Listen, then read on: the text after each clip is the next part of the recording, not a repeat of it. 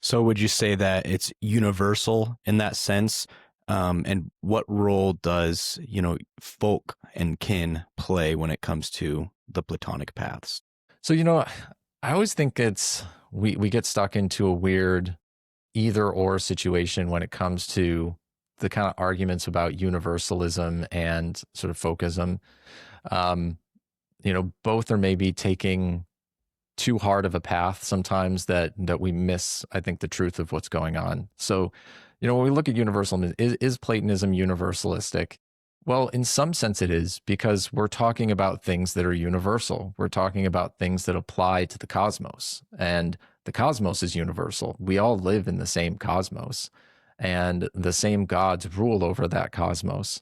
So it's important for us to understand that. We're not just trying to understand our particular community and our particular group. We're trying to understand the universe itself and even things that are beyond the universe.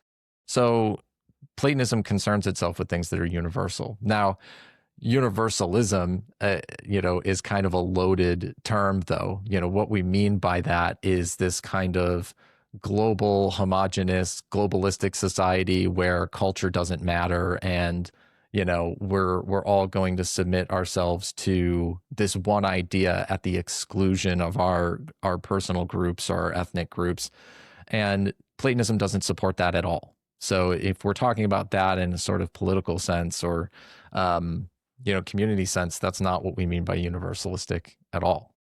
And that gets into the sort of the folkism side of it. So, when we're looking at the particular folks and particular ethnicities, well, those are essential. They're essential to our identity and they're essential to who we are. And we look at it as those things are particular expressions of the divine. And so each ethnic group and nation is important and sort of irreducible. Like, they are what they are, and that uniqueness should be preserved. It's never something that should be collapsed into some greater, unity. We're not trying to dissolve those types of groups. And so we really do take a path where ethnicity is important, and we want to support anybody who has the drive to preserve and protect their ethnicity. And even to an extent, like, that's even what we're doing with Platonic path, but in a more broad sort of Western sense. It's not just for the Irish or the Greeks or the Italians.